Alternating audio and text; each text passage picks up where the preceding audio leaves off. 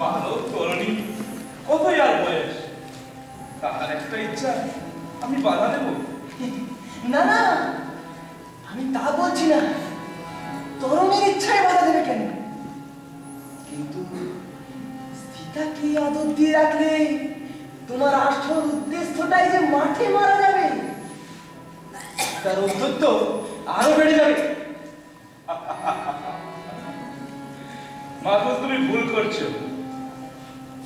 রমণীকে আনতে গেলে যেমন শাসন করতে হয়, তেমনি আদরও করতে হয়।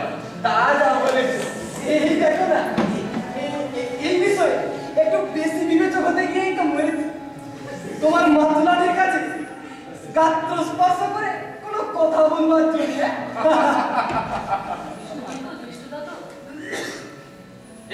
এই সময় তুমি এখানে দেখছো না মহারাজ ব্যস্ত আছে? বলো তরুণী। তোমাকে কিছু বলার আছে, একটু সময় হবে? এখন কি কথা বলবার সময়? যত মাধব, বলো তরুণী। চলো তরুণী, আমরা অন্যত্র যাই।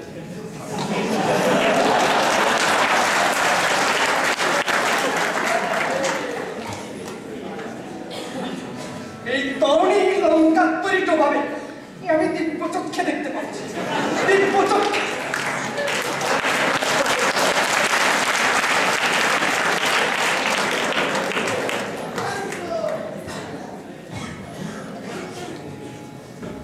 বলো তরুণী, তোমার কি কথা শুনি।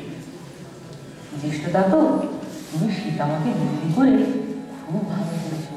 সীতাকে বন্দিনী করার আমি খুব খুশি হয়েছি না তরুণী? খুশি হব না আবার? সীতামা যে লক্ষ্মী, তাকে পেয়ে আমি খুব খুশি হয়েছি। তবে সবাই যে বলে সীতাকে বন্দিনী করে আমি খুব অন্যায় করেছি, তাকে ফিরিয়ে দেওয়া উচিত। না জ্যেষ্ঠদা তো, কখনো না, আমি সীতামাকে পাহারা দেব। কিন্তু জ্যেষ্ঠদা তো, চেরিরা যে সীতামায়ের উপর অন্যায় হচ্ছে, এটা যে বন্ধ করে দিতে হবে। তাই দিও তরুণ, তুমি তাই দিও।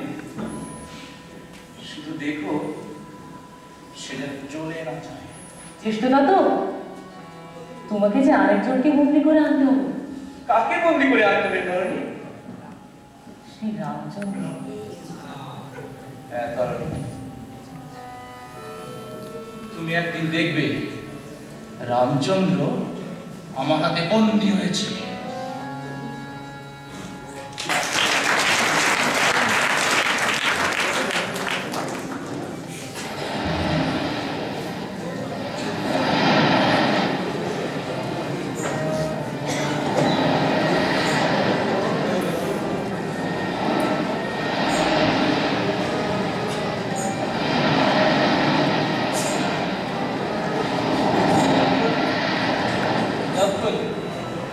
আর এখানে সম্ভব নয়, আমাদের প্রথমে এখানেই থামতে হচ্ছে, এখানেই শরীর স্থাপন করবো। আমার তো ঠিক ঠিক তাই মাথায় করা সম্ভব নয় প্রভু। আপনার মহাবীর মারুতি সাগর লঙ্ঘন করে লঙ্কায় পৌঁছেছে। আপনার বিভাগ সাগর পার তো করছে, আমরা বিতরণে পার করতেও ভয় করি না। তা আমি জানি সুগ্রীব রাজন, কিন্তু কিন্তু প্রতিদিন আমার শুধু ভয় হয় রাবণ আমার সীতার উপর লাঞ্ছনা এরা করছে। নবকুবেরের অভিশাপ আছে, নারী যদি স্বেচ্ছায় আত্মদান না করে আর রাবণ যদি শক্তির দম্ভে তাকে অধিকার করতে চায়, তাহলে তার মৃত্যু হবে। রাক্ষস রাবণের শক্তির দম্ভ থাকবে না। বলে যাওয়ার ভাই লক্ষণ, রাবণ অমিত শক্তি নয়। আপনি চিন্তিত হবেন না প্রভু, আমি আজই মন্ত্রী জাম্ববানের সাথে মন্ত্রণা করে স্থির করব কেমন ভাবে সাগর পারে যাওয়া যাবে। মন্ত্রণা করো মিত্র, মন্ত্রণা করো। আর মাত্র 2 মাস বাকি, 2 মাস পরে পূর্ণ হবে 74 বছর। অবসান হবে রাঘবের বনবাস লঙ্ঘন। অযোধ্যার প্রজাগণ আকুল আগ্রহে পক্ষটাকে চেয়ে আছে সবে। জননীরা আকুল আগ্রহে গুনেছে দিন। বলো মিত্র বলো, বনবাস শেষে অন্য লক্ষণ আর জানকে নিয়ে আমি কি ফিরে যেতে পারবো জন্মভূমি ঢুকে? এর মধ্যে প্রেমিক জানি কোথায়? নিশ্চয় সম্ভব। নতুবা সুগ্রীব দেখাবেন মুখ আর জগতের মাঝে ধরা হতে মুছে যাবে লক্ষণের নাম।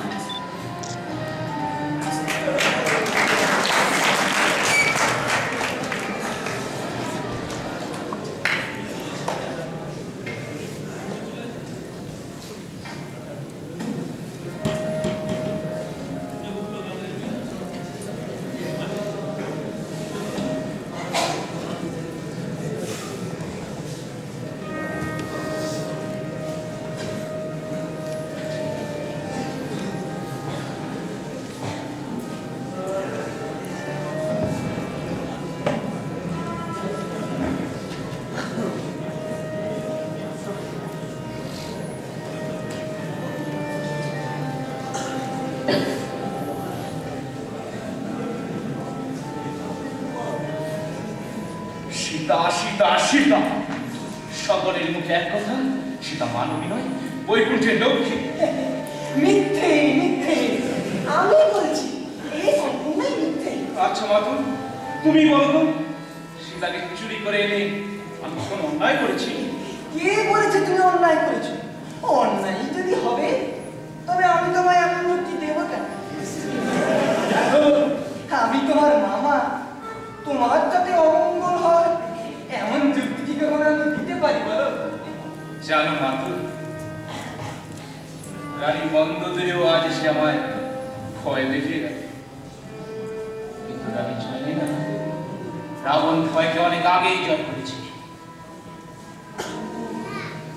একটা কথা ভেবে আমি খুব চিন্তিত হচ্ছি, আমার সামনে দাঁড়িয়ে মুখে মুখে তর্ক করার সাহস এলো কি করে?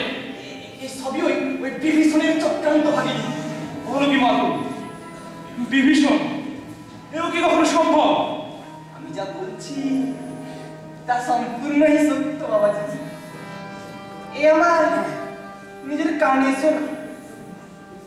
শুধু রানী মন্দোদরিকেই নয়, সবাইকে সবাইকে তোমার বিরুদ্ধে খেপিয়ে দিয়েছে। অসম্ভব।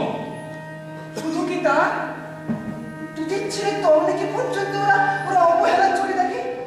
তরুণী তো এখন রাজপ্রাসাদ ছেড়ে অসম্পূর্ণ থাকে। দাঁড়াও মাতু, দাঁড়াও, আমার যেন কেমন সব ভুলিয়ে যাচ্ছে। তরুণী অসম্পূর্ণে থাকে, বিভীষণ আমার বিরুদ্ধে? না না, বিভীষণ কখনো আমার বিরুদ্ধাচরণ করতে পারে না। আমিও তো তাই জানতাম বাবাজি, এখন তার বিশ্বাস করি। তার কারণ এই যে ভাবিনি এসে গেছো, এই তোমার কথাই হচ্ছিল।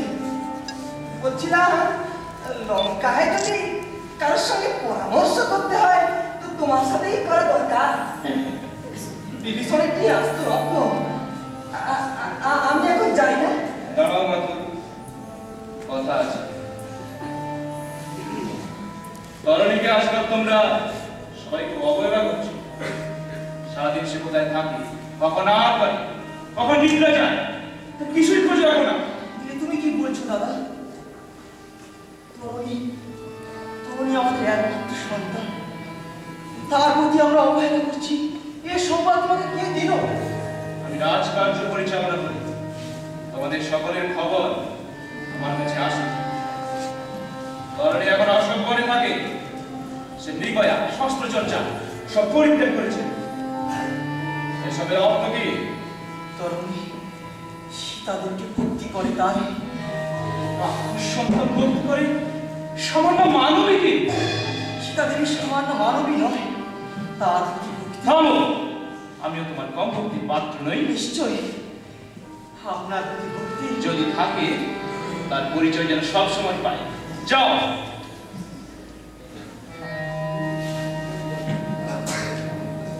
মাতু, এই ত্রিভুবনের অধীশ্বর হয়ে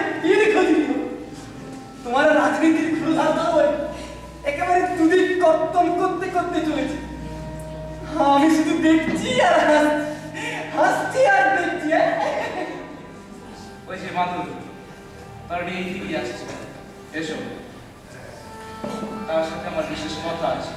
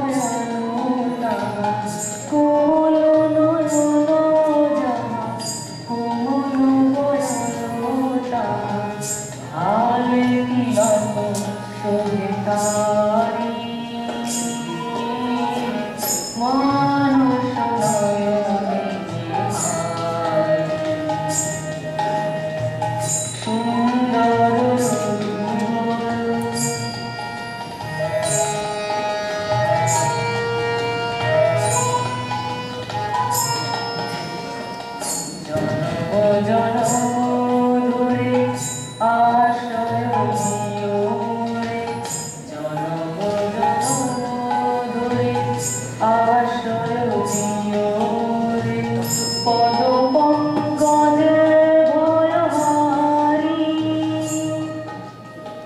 নম সীতাপতি নম পরমাগতি নম সীতাপতি নম পরমাগতি অন্তরতম হে আমারি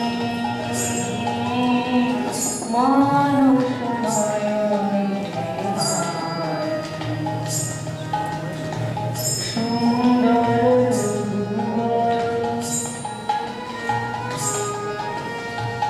সুন্দর মূরতি অন্তর মানুষ নয়নে সুন্দর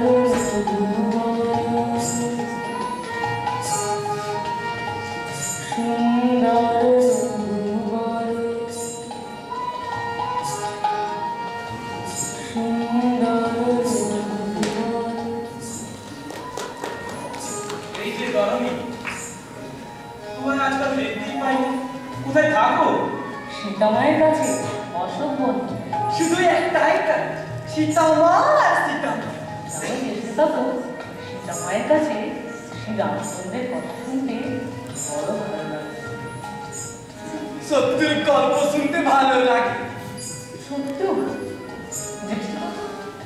শ্রী রামচন্দ্র আমাদের শত্রু? না মানে হ্যাঁ সত্যি, মানে তার সাথে আমাদের বিরোধী না তাই না। বিরোধ বিরোধ সাংঘাতিক বিরোধ। চলো তাহলে আমরা উদ্যানে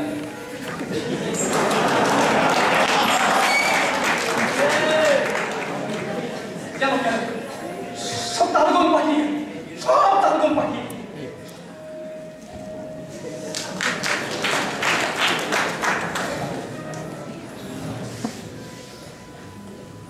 আচ্ছা তরুণী, সবসময় অসম্পনে থাকা কি ভালো?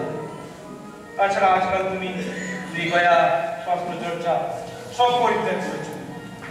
কতদিন দিগয়া যাও বলো দেখি? কিছুই বলিনি, তুমি পরীক্ষা করে দেখো চেষ্টা তো। বেশ, তবে তাই চলো।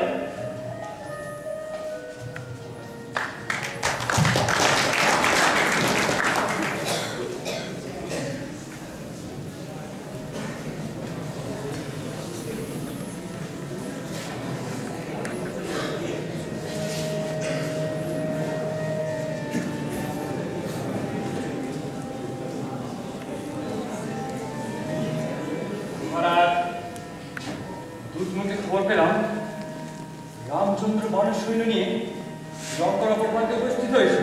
রামচন্দ্র এসেছে মানুষ সেনা নিয়ে? তারা সেখানে অস্ত্রশস্ত্র নিয়ে ঘোরাফেরা করছে এবং শিবির স্থাপন করেছে। যাও খবর আসো, সাগর পারে সৈন্যদের তাদের উপর কঠোর নজর আপনি নির্দেশ দাও। যথার্থ মহারাজ। দাদা আমায় ডেকেছেন? শোনো বিভীষণ, মানবপতি রামচন্দ্র মানুষ সেনা নিয়ে সাগরের অপর প্রান্তে এসেছে। তাকে যখন কাছি পাওয়া গেছে তখন চলো আমরা কয়েকখানি কদমে নিয়ে তাদের অভ্যর্থনা জানিয়ে আসি। দাদা আমি বরং বাইরে মন্ত্রণা দিয়ে অপেক্ষা করছি। কেন? রামচন্দ্রের পুরো কীর্তন শুনে ব্যথা পাওয়ার কথা মহারাজ। শ্রীরামচন্দ্রের বিরুদ্ধে অকারণে কটূক্তি শুনে কোনো লাভ নেই দাদা। অকারণে? তুমি কি ভাবো রামচন্দ্র কোনো অন্যায় করেনি? অগ্নি শূর্পণখার নাসাচ্ছেদন আমাদের বংশের অপমান, লঙ্কার অপমান। দাদা আমরা শুধু এক পক্ষের কথাই শুনে এসেছি। রাজা শ্রীরামচন্দ্র সর্বগুণী রাধা, তিনি কোনো অন্যায় করবেন? তুমি তুমি আমায় অনুমতি দাও দাদা। আমি রামচন্দ্রের কাছে ক্ষমা চেয়ে সীতা মাকে ফিরিয়ে দিয়ে আসি। কি বলবি? বিশ্বত্রাস রাবণের ভাই হয়ে শত্রুর গুণবৃদ্ধি করতে তোমার জিহা সংকুচিত হচ্ছে না? আমাদের লঙ্কার সর্বনাশ হয়ে যাবে মহারাজ। চেয়ে দেখ সীতার জন্য কত অঘটন ঘটে গেল। রাজলক্ষ্মী বিদায় নিলেন, চামুন্ডা দেবী মন্দির ছেড়ে চলে গেলেন, হনুমান সোনার লঙ্কা পুড়ে ছাই করে দিল। এরপরেও তুমি সীতাকে বন্দি করে রাখতে চাও? হ্যাঁ চাই।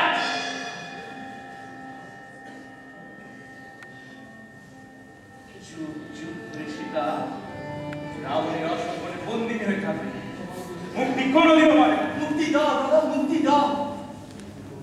রাম সামান্য মানব নরবী নারায়ণ, সীতা সামান্য মানবী নয়, বৈকুণ্ঠের লক্ষ্মী। লক্ষ্মী? তোমার এই লক্ষ্মীকে আমি আমার পদসেবা দাসী করে রাখবো। আমার পায়ে ধরে অনুরোধ করছি মহারাজ, ও কাজ করবেন না, তাহলে লঙ্কা ধ্বংস হয়ে যাবে। তুমি আমাকে ভয় দেখাচ্ছ? ভয় নয় মহারাজ, তবে অন্যায় যে করে আর অন্যায় যে সয় তারা সমান অপরাধী। লঙ্কা রাক্ষস কুলের কলঙ্ক। আজ থেকে লঙ্কা হতে তুমি নির্বাস হলো। এই কনক লঙ্কায় তোমার স্থান হবে না। তোমার তো অসম্পদ দমে মাথা পেতে নেবো দাদা, বিনিময়ে তুমি সীতাকে মুক্তি দাও। দূর হও আত্রিত্বরে ভীরু কুলাঙ্গার।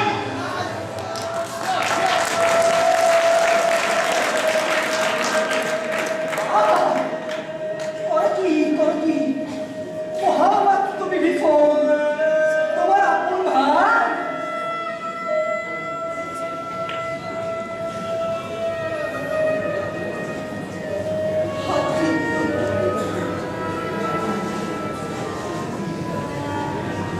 নির্বাস।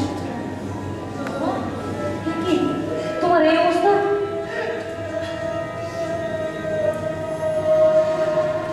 কিছু নয় বাবা, ও কিছু নয়।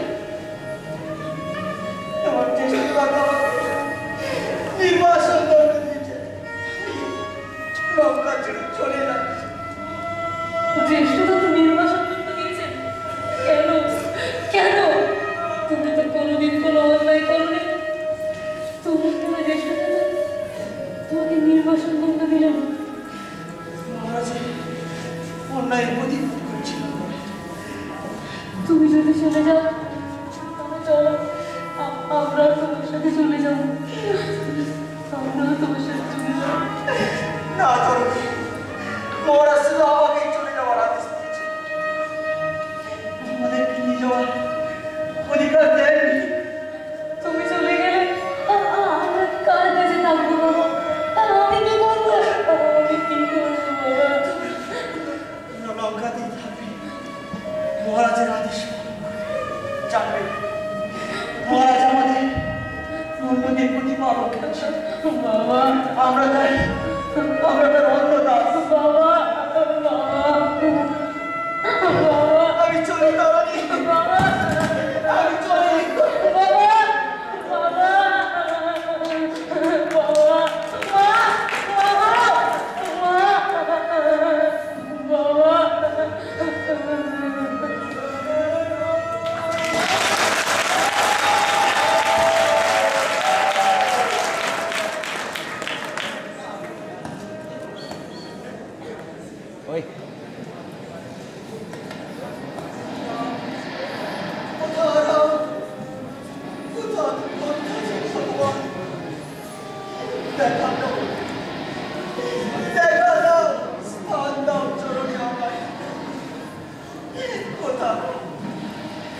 কোথা তুমি ভক্তা, আমি ভগবান, দেখা স্থান দাও, চলো রে আমার। কোথা কোথা কোথা তুমি ভক্তা, আমি ভগবান, দেখা দাও, স্থান দাও।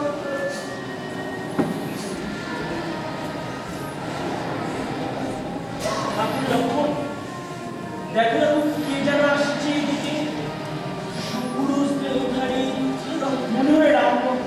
কোথা তুমি চিনি চিনি কিন্তু চিনিতে না পারি।